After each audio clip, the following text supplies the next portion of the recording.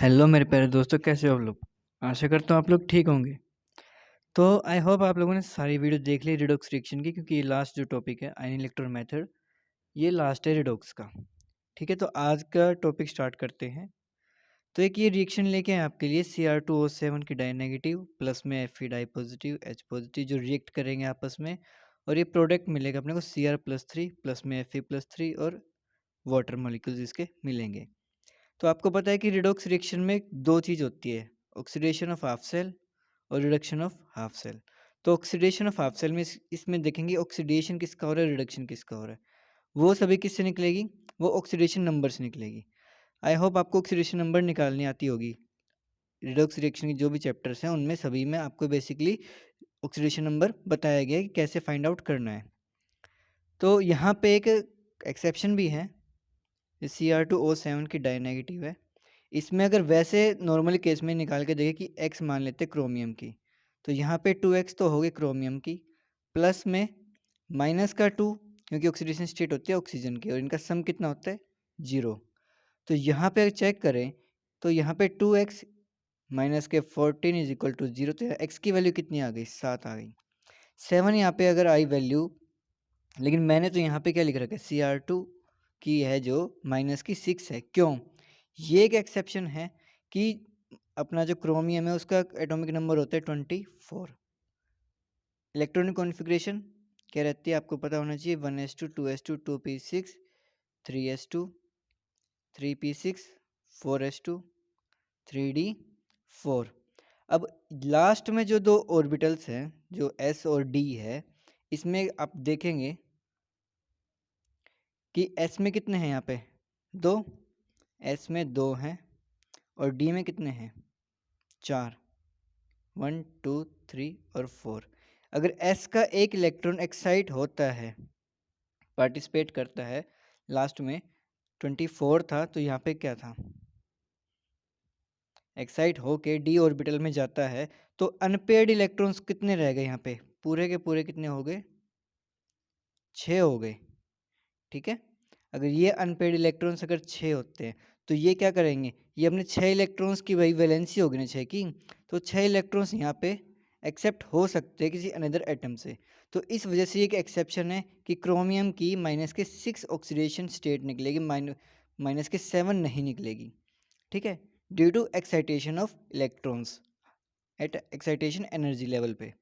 ठीक है, तो आगे चलिए, oxidation number of half cell और रिडक्शन ऑफ हाफ सेल के आप जैसे ही सभी ऑक्सीडेशन नंबर निकाल लेंगे तो उसमें देखेंगे कि Fe2 प्लस में जाके और Fe3 प्लस में जा रहे हैं। ठीक है, तो मतलब कि +2 से किस में जा रहा है, ये प्लस के 3 में, तो ऑक्सीडेशन नंबर इसका इंक्रीज हो रहा है, तो ये इसका क्या हुआ, ऑक्सीडेशन हुआ है। ठीक है, अब रिडक्शन के बारे में बात करते हैं। तो क्रोमियम Cr2O7 के डाई नेगेटिव से हमें क्या मिल रहा है, क्रोमियम +3 मिल रहा है। तो इससे कोई मॉलिक्यूल क्या हो रहा है, दूर जा रहा है, कौन सा, ऑक्सीजन दूर जा रहा है। तो ऑक्सीजन दूर जा रहा है तो इसमें क्या हुआ, इसका एक रिडक्शन हो रहा है, क्योंकि आपने लोगों ने पढ़ा होगा रिमूवल ऑफ मेटल भी होते हैं और नॉन मेटल के केस में रहते हैं कि अनदर जो कंपाउंड रहते हैं वो रिमूव होते हैं, तो उसका क्या होता है, रिडक्शन होता है। तो balancing of atom on both side, भाई बोथ साइड हम क्या करेंगे, वही बैलेंस करेंगे, ऑक्सीडेशन को रिडक्शन को लीजिए। सबसे पहले क्या करना है, एटम को उठाइए, हाइड्रोजन और ऑक्सीजन को एक्सेप्शन लेके, ठीक है, कोई अनदर जो मेटल है उनको बराबर लेके चलते हैं। यहाँ पे आयरन भी 1 है और इस केस में भी यहाँ पे भी 1 है, तो इसको बैलेंस, ये ऑलरेडी बैलेंस है तो कोई ज़रूरत है नहीं। अब रिडक्शन में बात करते हैं, Cr2O7 डाई नेगेटिव और यहाँ पे Cr+3 है, यहाँ पे 2 लिया है और यहाँ पे 7H2O अपने को मिले थे जो अपने H2O हैं यहाँ पे। ठीक है, अब यहाँ पे 7 क्यों लिखा गया है, क्योंकि यहाँ पे ऑक्सीजन कितने हैं, ऑक्सीजन 7 है। अगर 7H2O मॉलिक्यूल्स लेते हैं तो यहाँ पे हाइड्रोजन कितने हो गए, हाइड्रोजन हो गए 14। तो हमें लेफ्ट साइड में 14H पॉजिटिव मतलब प्रोटॉन जो रहते हैं 14 ऐड करने पड़ेंगे, किसमें, रिडक्शन टाइम पे, वो भी लेफ्ट साइड पे। ठीक है, अब इनकी बैलेंसिंग देखते हैं, लास्ट में क्या बोलता है, बैलेंस ऑफ चार्ज। अब इनका चार्ज बैलेंस करना है। चार्ज के टाइम पे क्या होगा भाई, ऑक्सीडेशन और रिडक्शन की सेम रिएक्शन लिखिए, चार्ज बैलेंस करना है, तो ये +2 से +3 में जा रहा है। अगर इलेक्ट्रॉन दूर करते हैं तो कौन सा चार्ज आता है, वो हमारे पास है ना, कौन सा चार्ज आएगा, प्लस का चार्ज आएगा, और लेंगे जब तो माइनस का चार्ज आएगा। तो यहाँ अगर क्या +3 हो रहा है और ये +2 के बराबर में करना है, तो एक इलेक्ट्रॉन कहाँ पे ऐड होगा, राइट हैंड साइड पे एक इलेक्ट्रॉन ऐड होगा।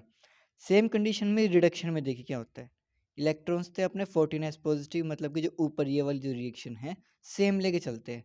यहाँ पे क्या हुआ है, 6 इलेक्ट्रॉन क्यों ऐड करें, क्योंकि यहाँ पे माइनस के तो 2 है और ये प्लस के 14 हो गए, और यहाँ पे कितने हो गए, 3 तो क्रोमियम का, सिंगल एक क्रोमियम का 3 प्लस है, 2 क्रोमियम कितने हो गए, 3 2 जा 6 पॉजिटिव, तो यहाँ पे 6 हो गए, यहाँ पे टोटल कितने हो गए, 12 हो गए ना।